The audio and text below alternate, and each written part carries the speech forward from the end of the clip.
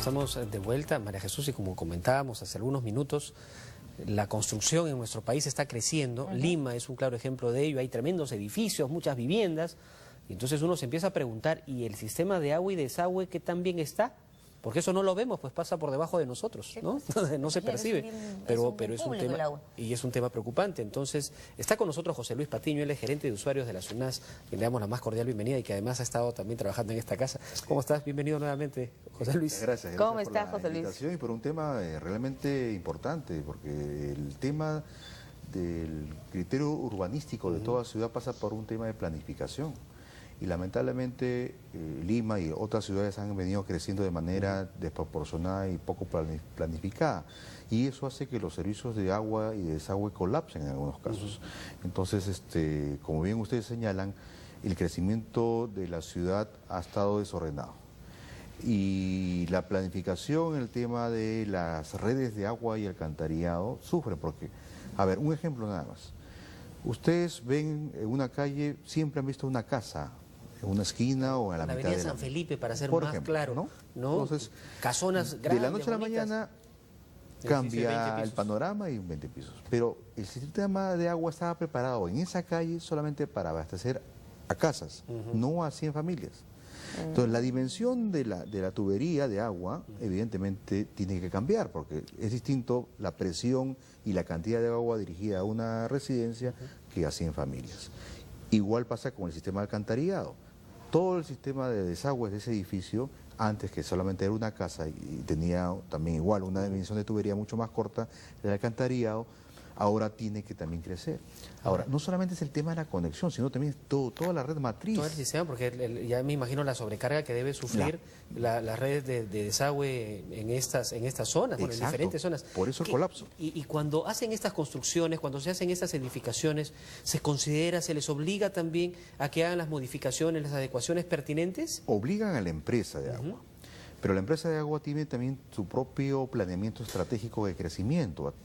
La empresa está más preocupada en ampliar cobertura, porque en Lima todavía hay familias, más o menos 1 millón de personas que no tienen agua, entonces está más enfocada en ampliar cobertura. Y cuando le dicen, tocan la puerta, bueno, señores, yo quiero que me mejore o que me dé más agua para esta zona, dicen, ok, te lo puedo dar, pero mi capacidad tiene un límite, no puedo dar más.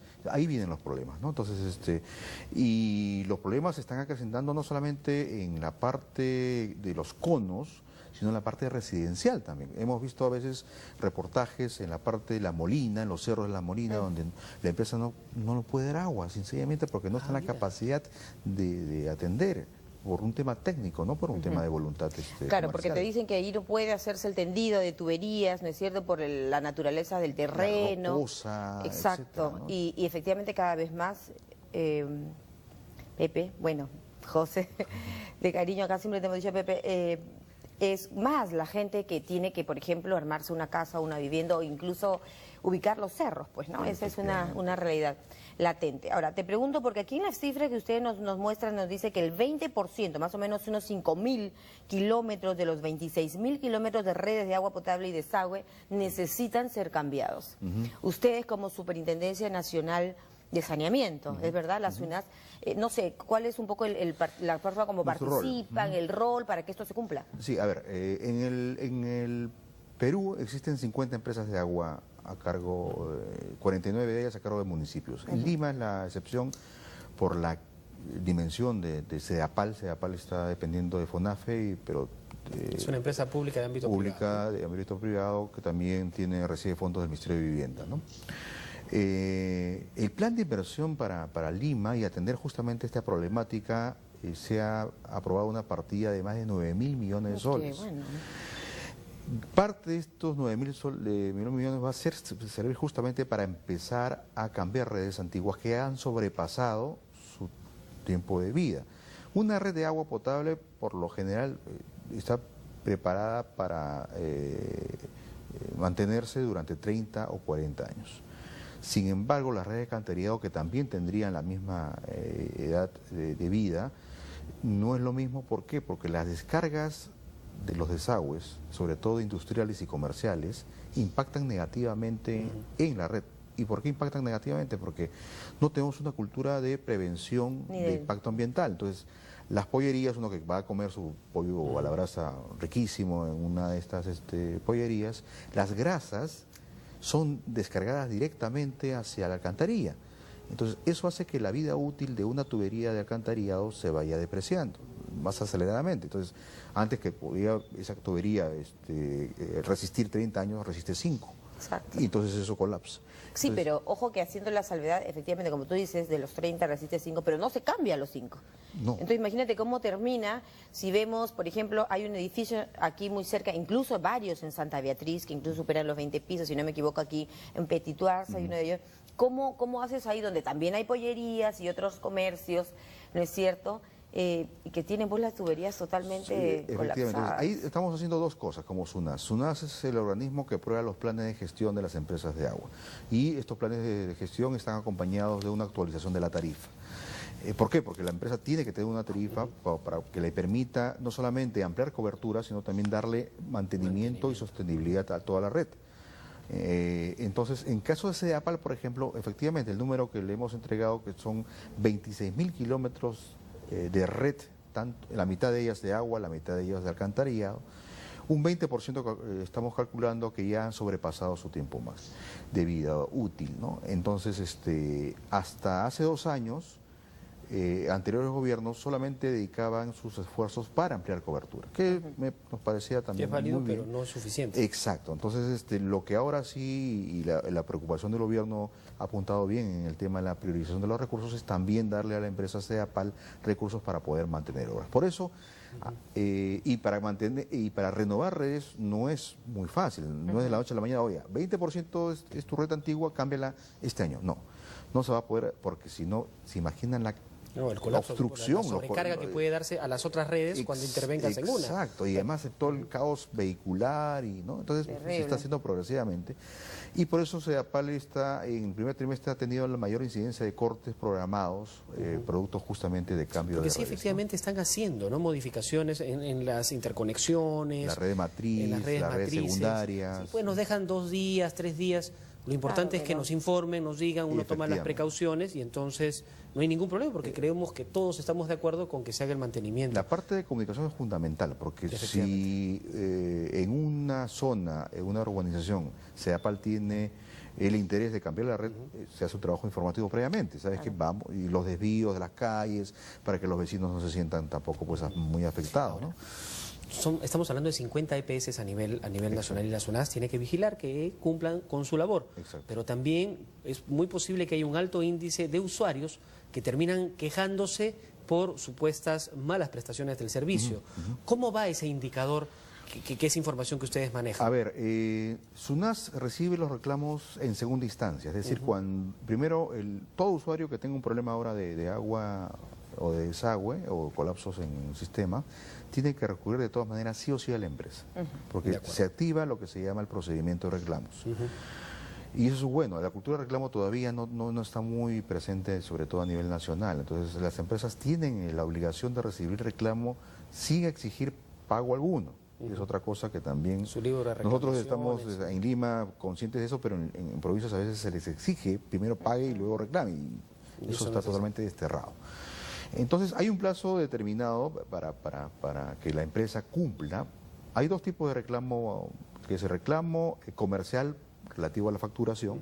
Si hoy estoy disconforme con la factura, me ha leído una factura elevadísima, así que exijo que se me diga por qué. Y gran parte del por qué es porque, lamentablemente, como usuarios tampoco no somos muy responsables para cuidar nuestras instalaciones en casa. Entonces el medidor, las casas que tienen medidor miden, o sea, el medidor no es el problema. Claro. El tema es la cantidad de agua que efectivamente está marcando producto de una fuga interna, etcétera, etcétera. Entonces, el otro reclamo, que es menor, pero de todas maneras es bastante fastidioso, el tema de reclamo operativo. ¿Qué es esto?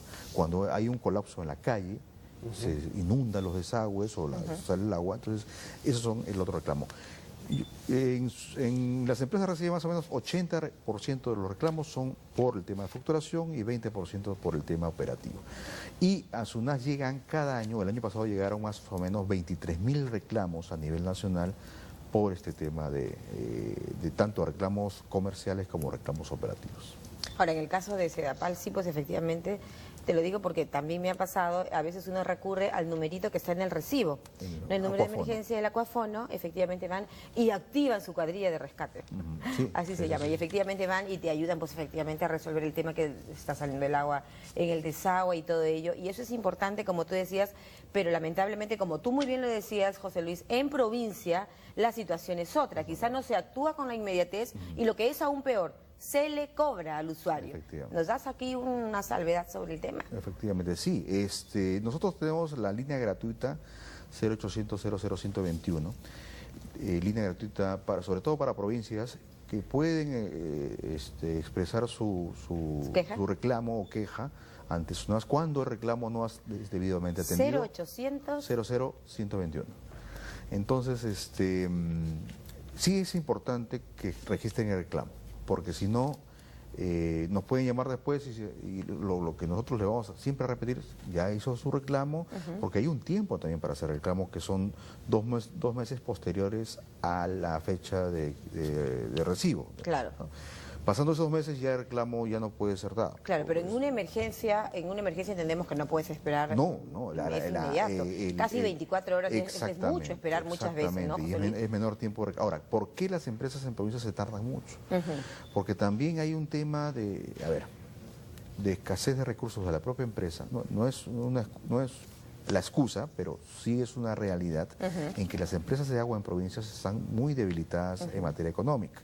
La tarifa no les alcanza para cubrir sus costos. ¿Esto de quién depende, disculpa? La aprobación de las tarifas, SUNAS la efectúa y la aprueba, luego de hacer todo un trabajo de evaluación de su plan de gestión, su plan maestro optimizado. Sin embargo, los alcaldes, que son los dueños de las empresas, se oponen a que su empresa de agua actualice la tarifa. Entonces, ahí viene un tema de, oye, la empresa no cuenta con los recursos suficientes como para poder atender los reclamos. Y además, la estructura salarial de las empresas de agua, y es un tema que un llamado al MEF, que hacemos de manera reiterada, es que, bienvenida a la inversión para renovar, se le está dando muchos recursos a provincias también para renovar redes y todo eso, pero la capacidad técnica y humana de las empresas no está debidamente siendo incentivada, actualizando su escala remunerativa que data de más o menos 15 años. Claro, entonces los profesionales que están en provincia trabajando se van. Entonces, queda con una pregunta final, José Luis, disculpa que el tiempo nos empieza a ganar, y quisiera aprovechar que tu presencia, porque hemos visto también últimamente muchos incendios, y la queja constante de los vecinos y de los propios bomberos es la falta de hidrantes, o efectivamente el tema de tuberías que repercute en esta cuestión de los hidrantes a la hora de apagar los incendios. ¿Ustedes como SUNAS ven algo? Sí, nosotros estamos, somos toda la parte de supervisión de la gestión de la empresa, nosotros estamos siguiendo. Un punto interesante del que has tocado, ¿por qué?